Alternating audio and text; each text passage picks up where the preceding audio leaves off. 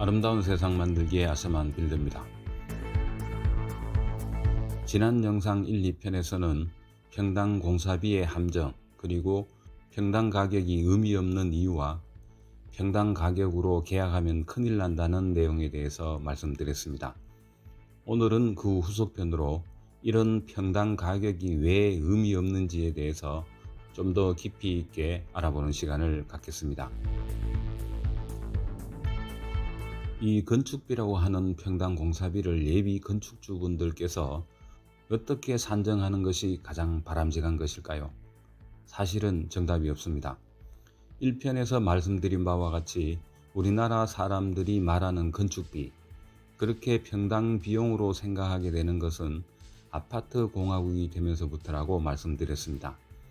단독주택과 아파트는 건축물의 형태나 입지 조건, 주거 환경이 전혀 다른데도 불구하고 아파트 문화와 생활 관습이 몸에 배이다 보니까 평당 가격으로 먼저 생각하는 것이 아닌가 싶습니다.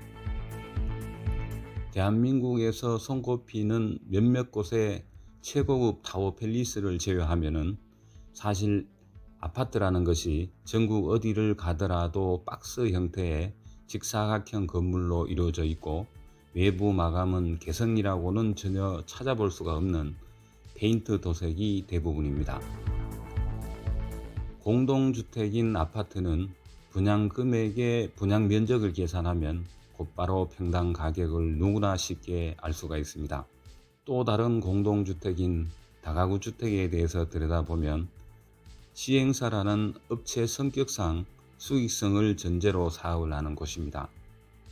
아파트나 다가구 주택의 경우에는 개발 이익을 최우선으로 추구하는 사업체들이다 보니까 사업 주체인 시행사가 건축 행위를 통해서 최대한의 이윤을 남기고 분양을 하거나 임대 수익을 목적으로 짓는 건축물입니다.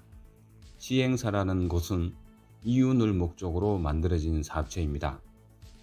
그러나 전원주택은 각자 개인이 내가 살 집을 짓기 위해서 시행하는 아주 작은 시행사라고 표현할 수도 있겠습니다.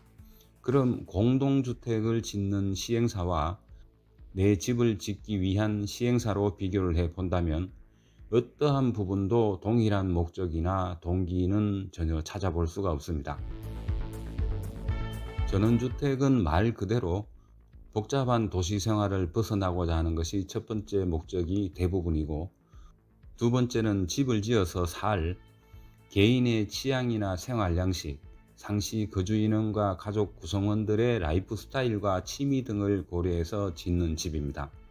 그리고 내가 필요로 하는 공간을 구성하고 내가 만족하는 집을 지어야 되기 때문에 그에 따라서 건축비와 전체 예산을 고려해야 하는 아파트와는 전혀 다른 방식의 집을 짓는 행위입니다. 따라서 평당 가격으로 따져서는 안 될 뿐만이 아니라 비교도 될 수도 없고 할 수도 없는 것이라고 생각을 합니다. 다만 건축 예산을 미리 가늠해 보기 위해서는 평당 건축비나 평당 공사비를 산정하기 위해서 사전에 계획을 잘 세워야 합니다. 가설계 단계부터 가족들이 원하는 사항이 어떤 것들이 있고 내 예산은 어느 정도이니까 그 예산 내에서 내가 원하는 집을 지을 것인지 아니면 그 예산으로 충족할 수 없음을 충분히 인지를 했다면 어떤 부분이든 희망하고 계획했던 건축 조건들 중에서 일부를 변경하거나 또는 줄이거나 아니면 과감하게 포기하는 형식으로 건축 예산을 조절해야 하는 현명함을 필요로 합니다.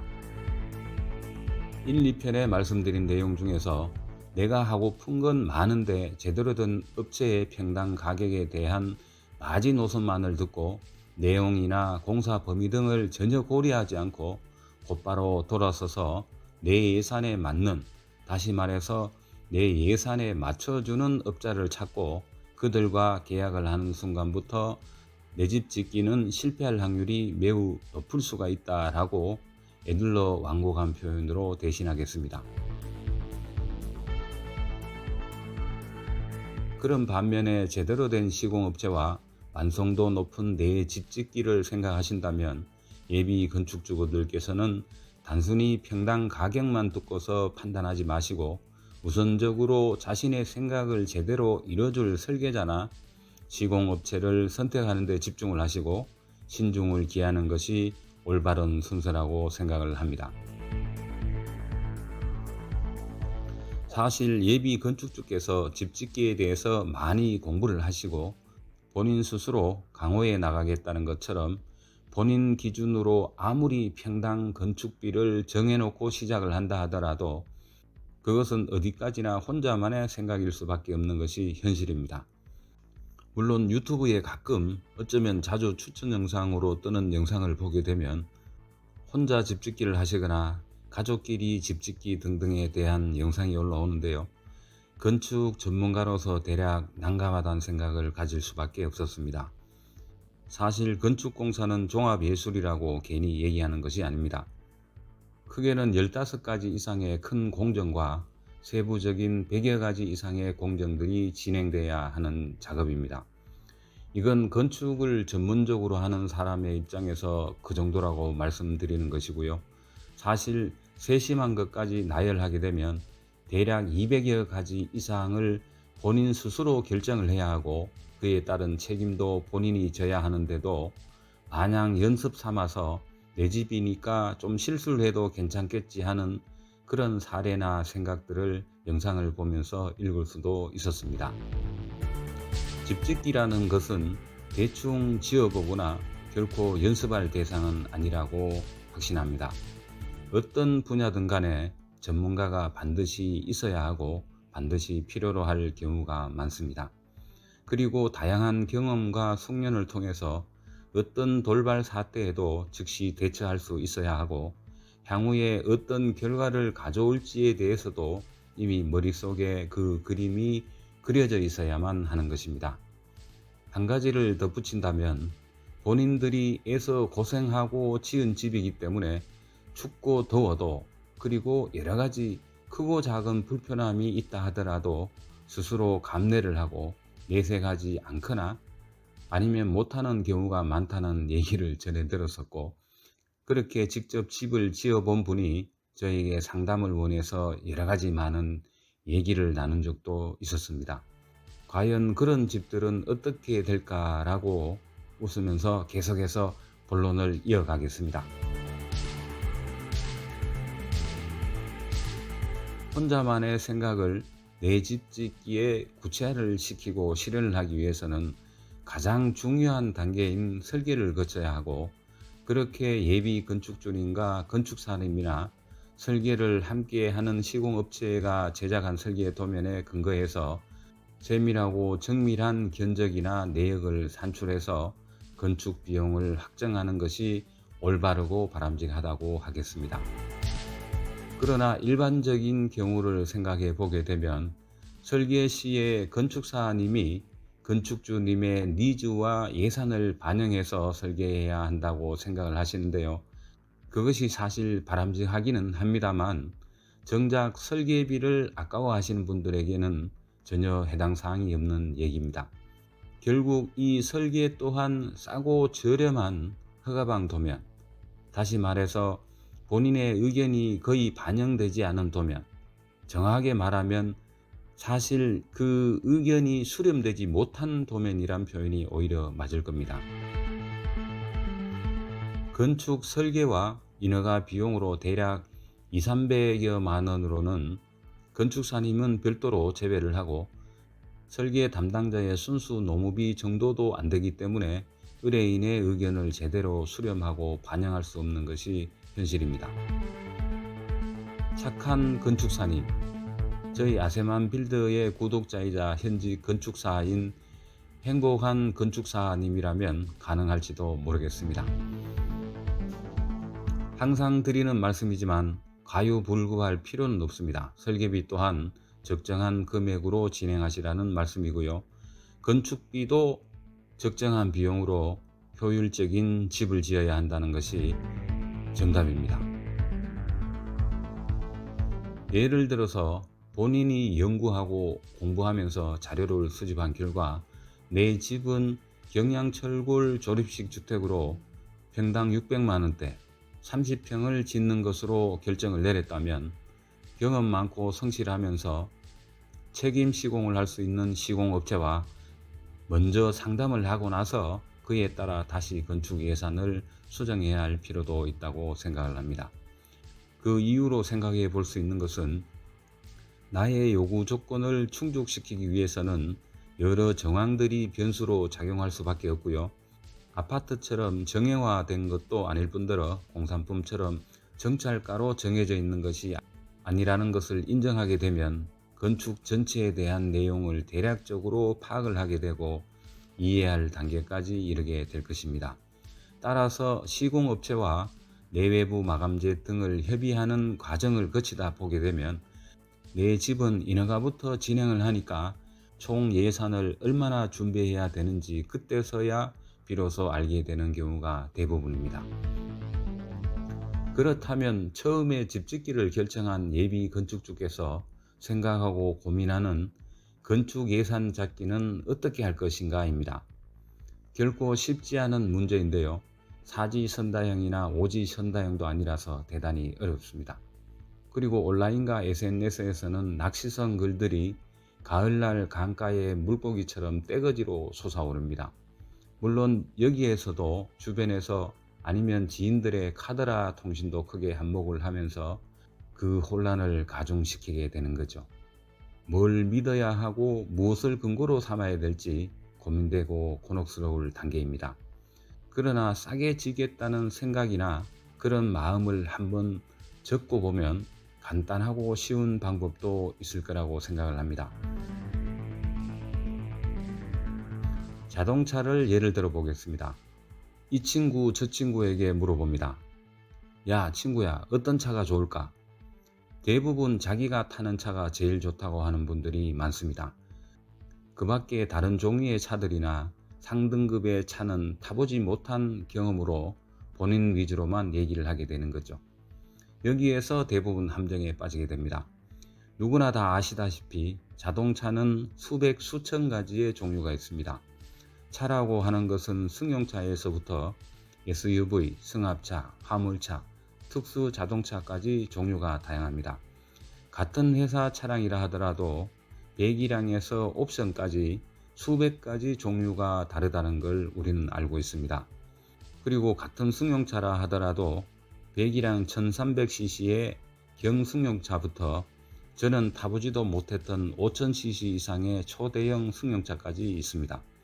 대략 생각을 해봐도 가격대는 거의 10배에서 많게는 50배까지 차이가 날 겁니다.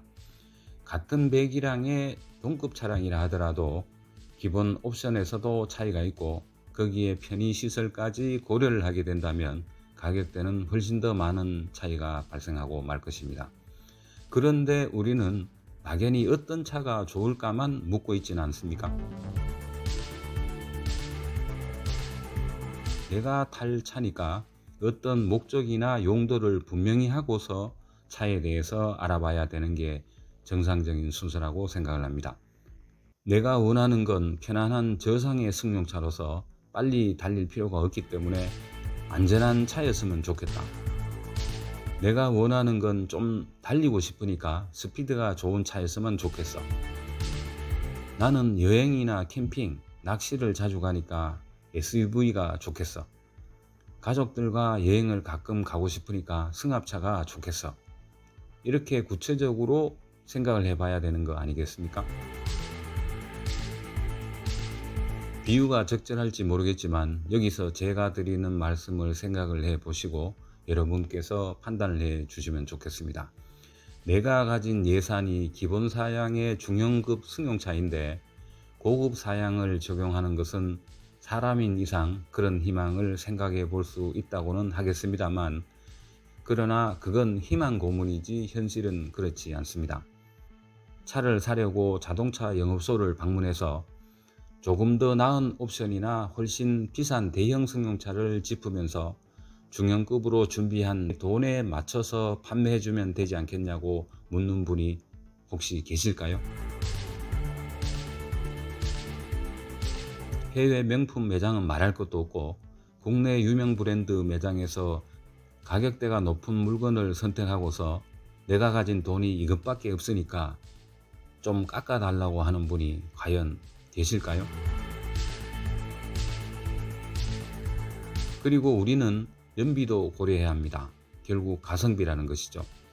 돈이 많고 자금이 넉넉하다면 설계도 몇 천만 원에서 억대의 비용을 주고 소문이 난 유명 건축가에 의뢰를 하면 되고, 공사도 국내 랭킹에 손꼽히는 대형 종합건설사를 선택해서 집의 크기도 74평이 넘는 면적으로 고급주택, 다시 말해서 호화주택으로 삐까뻔쩍하게 처발라서 돈 들인 만큼 의리의리하게 지으면 됩니다. 누가 이렇게 생각할 줄 몰라서 안 하는 것일까요? 이게 가성비라고 하는 단어에 과연 부합하는 내용일까요? 대부분 우리는 넉넉지 않은 예산으로 어떻게 효율적으로 집을 지으면서 적정한 예산으로 내 집 짓기를 하느냐가 관건이라고 할 수가 있습니다.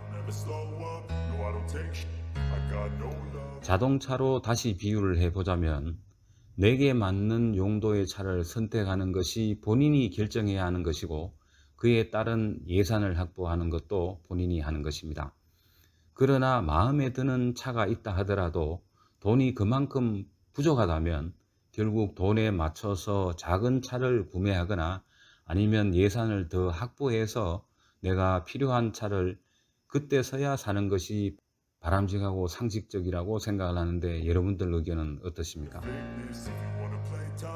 더 좋은 차를 꼭 가지고 싶다 해서 앞뒤 문짝을 빼고 에어백도 빼고 유리도 가격이 낮은 걸로 바꿀 수는 없지 않습니까? 좋은 차를 타고 싶은데 내가 가진 돈에 맞추다 보면 결국 새 차를 못 사거나, 겉으로 보이는 멋은 좋아 보여도 옵션이나 사양이 낮은 차를 살 수밖에 없는 게 현실입니다. 이처럼 차에 비유해서 말씀을 드렸는데, 결국 집을 짓는 것도 크게 다르지 않다고 생각을 합니다. 자동차와 집, 아주 반듯한 비교는 아니지만 그렇다고 틀린 비교는 아닌데, 여러분들 의견은 어떠십니까? 내 예산에 맞춘다. 그런데 그 예산이라는 것이 어디에서 어떤 기준으로 생각을 해낸 건지 되짚어 볼 문제도 있습니다. 건축 예산, 어떻게 잡아야 하는가? 앞에서도 말씀을 드렸지만 정답은 없습니다. 다만 제가 드리는 제안은 몇 가지가 있습니다.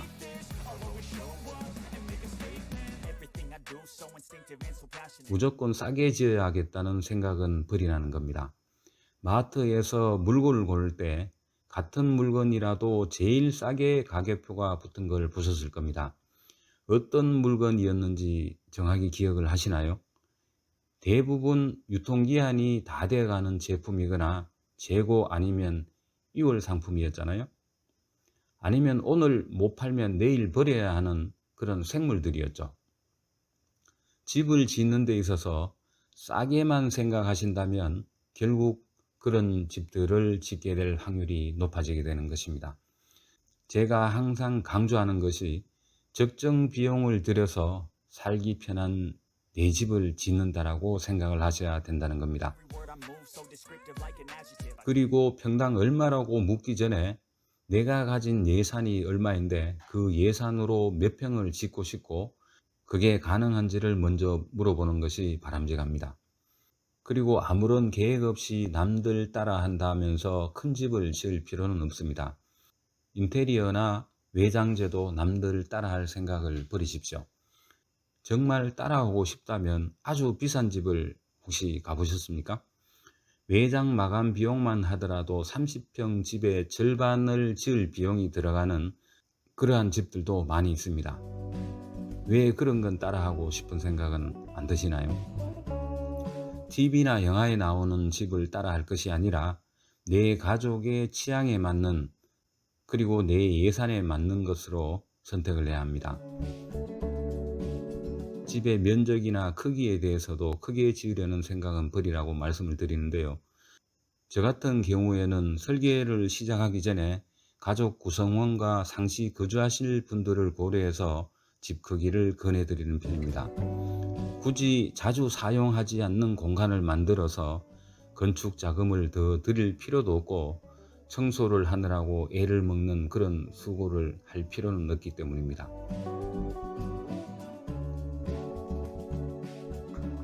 최근에 다행히 반가운 소식이 하나 있습니다. 철근 가격이 내리고 있는 추세로서 지속적으로 하향될 조짐이 있다는 분석입니다. 그러나 레미콘 가격이 계속 상승세를 탈 것 같다는 소식도 있어서 결국에는 도찐개찐일 것 같습니다만, 그나마 3년 동안 상승세 속에서 반가운 소식입니다. 오늘 제가 원래 기획했던 원고는 이 내용이 아니었습니다.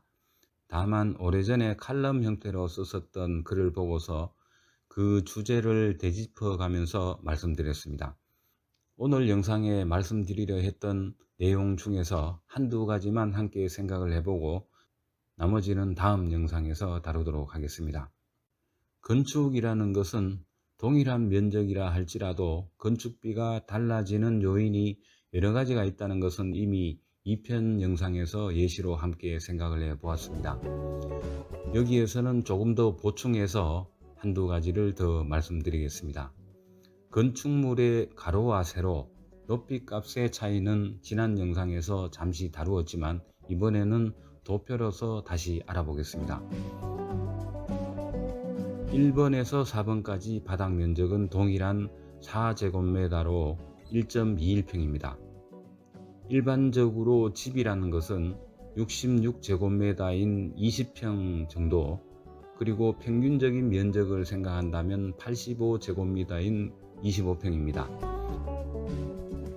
4제곱미터의 예시를 보고서 이해가 되신다면 85제곱미터인 25평으로 대략적으로 환산해서 계산해 보시기 바랍니다. 1번과 2번은 가로와 세로 길이 값만 다릅니다.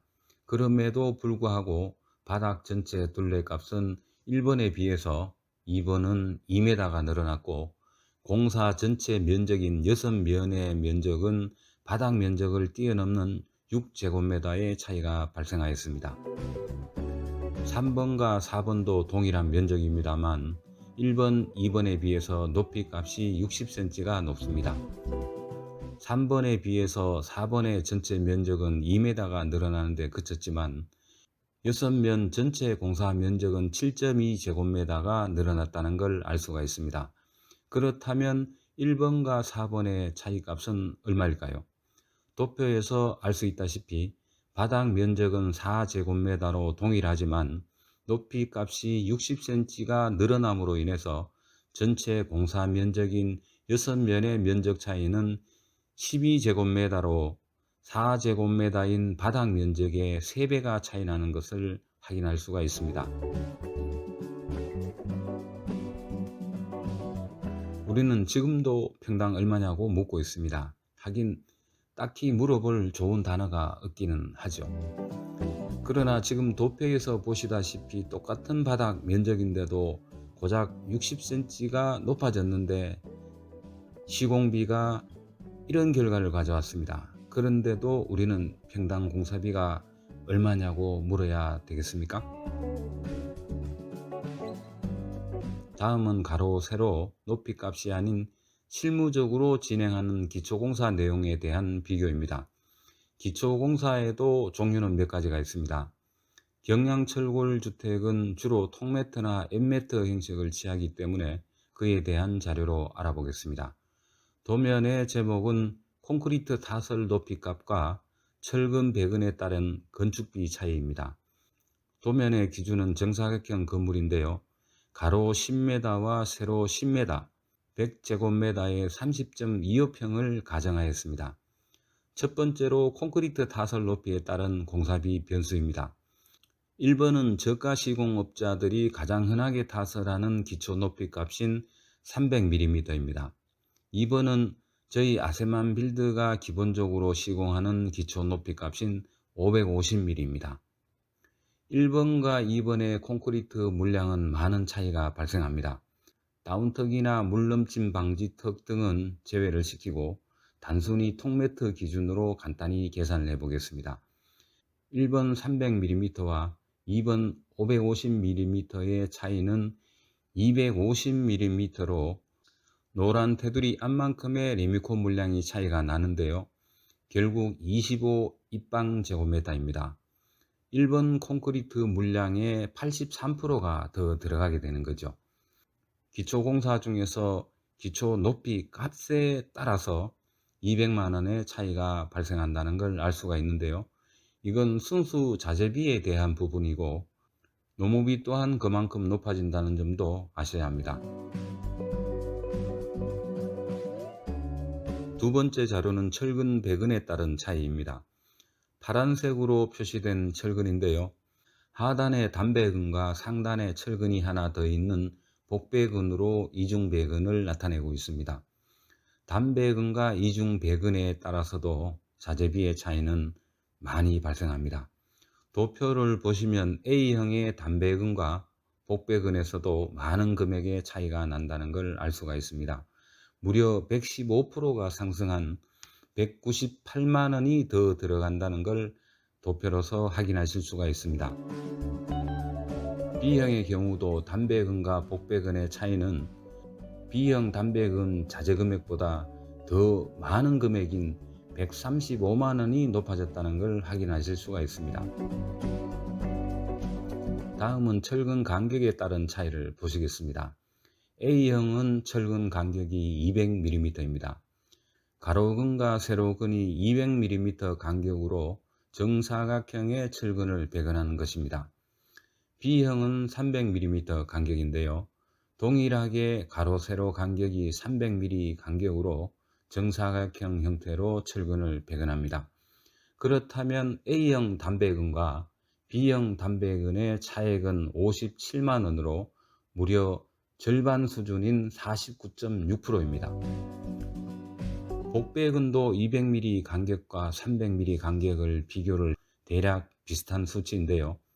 A형 370만원과 B형 250만원으로서 차액은 120만원이죠. 이것도 절반 수준인 48%가 상승했다는 걸 알 수가 있습니다. 그럼 최종적으로 A형 복배근 200mm 간격의 자재 비용과 B형 단배근 300mm를 계산을 해 보겠습니다.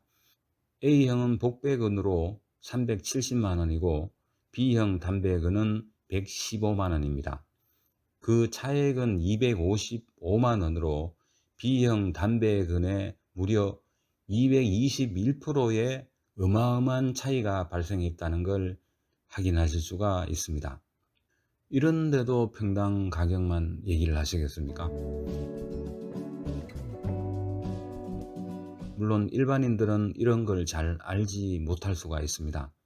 그러나 공부를 하다 보게 되면 일정 부분은 알 수도 있습니다만 그런 걸 애서 무시하고서 내 예산에 맞는 싼 업자를 찾고 계시지는 않습니까? 그래서 저가 공사비를 제시하는 시공업자들의 말장난에 그 유혹에 넘어가서 평생에 한 번 짓는 내 집 짓기를 허술하게 그리고 공사 방식과 자재에 대해서 지속적으로 배우고 공부하지 않는 그들의 허접한 시공 능력의 한계에 부딪혀서 큰 축제라고 할 수 있는 내 집 짓기 공사를 망치거나 실패하고 싶은 마음이 계신가요? 현재 소형 건축 시장은 대부분 이렇게 형성되고 있는 것이 현실이라서 상당히 안타까운 마음입니다. 정석대로 어떤 공정에서는 두세 배의 비용이 들지라도 제대로 시공하는 업체들, 시공 능력이 뛰어나고 끝까지 책임 시공을 하는 우수한 업체들이 제시하는 공사비는 결국 도태되고 있습니다. 단순히 싼 견적, 싼 공사비를 제시하는 업체를 우선적으로 선택하기 때문입니다. 저가 시공비와 제대로 공사를 하는 정상 시공비를 비교를 하게 되면 위에서 보시는 바와 같이 기초 콘크리트부터 철근 배근까지만의 공정만 보더라도 대략 50%에서 80% 이상의 공사비가 차이 난다는 것을 확인하실 수가 있습니다. 그런데도 저가 시공비를 제시하는 업체에게 내 집 짓기를 맡기시겠습니까? 저희 아세만빌드 유튜브에서는 업무에 지장이 있어서 전화번호를 올리지 않았다가 최근에 올려놓았습니다. 전화 문의는 많이 오고 계시는데요. 첫 번째는 평당 얼마에 지을 수가 있느냐가 가장 많고요. 두 번째는 시공 방식을 몇 가지를 보시고 나서 어떻게 시공을 해야 되는지에 대한 질문, 심지어는 시공업자들까지도 전화상으로 질문하는 경우도 있었습니다. 저희 유튜브를 정독해서 자세히 보시게 되면 영상마다 저희만의 시공법과 노하우가 일부씩 담겨 있습니다. 물론 가끔씩 시공 노하우 공개를 하는 경우도 있기는 합니다만 각 영상 속에 남들이 하지 않는 시방과 시공 내용을 담고 있습니다. 경량철골 조립식 주택 이중벽체일 경우는 대략 예산을 650만원대로 예상을 하시고 10% 정도의 예비 자금도 염두에 두시라고 말씀을 드립니다. 경량 목조 주택일 경우에는 750만원대, 철근 콘크리트 주택일 경우에는 850만원대를 예상을 하시고 그에 따른 건축 예산을 수립하시라고 말씀을 드립니다. 평당 얼마냐? 평당 건축비가 얼마냐고 묻는 것이 얼마나 의미가 없는 것인지 앞에서 말씀드린 내용과 도표를 보시면 충분히 아실 겁니다. 정확한 시방법과 시공 노하우를 쌓은 업체를 잘 선별하는 것이 어쩌면 집짓기의 첫걸음이자 가장 큰 관건이라고 말씀드리고 싶습니다. 조금 전에 배우고 공부하지 않는 업자들이라는 말씀을 드렸습니다. 건축 방식과 자재는 항상 발전하고 있습니다. 그에 맞춰서 공부를 해야 하는 건 당연한 것인데요. 20년 전에 사용하던 방식이 현재는 부적절한 시공 방식인데도 불구하고 바꾸라고 말을 하게 되면 쓸데없는 일을 한다. 괜히 돈을 더 들여서 작업을 하느냐고 얘기하시는 분들도 많으십니다. 일당이나 페이를 받는 작업자들은 까다롭게 지시를 내리거나 검수를 하게 되면 실수할 확률은 현저히 낮아집니다. 그러나 공부를 하지 않는 수준 낮은 업자들이 큰 문제입니다. 그래서 제가 예전에 쓴 칼럼 중에 하나의 제목은 좋은 놈, 괜찮은 놈, 나쁜 놈, 아주 나쁜 놈이란 제목의 글도 있었습니다. 이 주제에 대해서도 다음에 자세히 말씀드릴 기회를 만들어 보겠습니다. 지금 나오는 영상들은 원래 오늘 계획했던 영상의 내용입니다. 이 내용은 다음 편인 전원주택 집짓기 4편에서 다루도록 하겠습니다. 오늘 영상이 도움되셨다면 구독과 좋아요를 부탁드리겠습니다.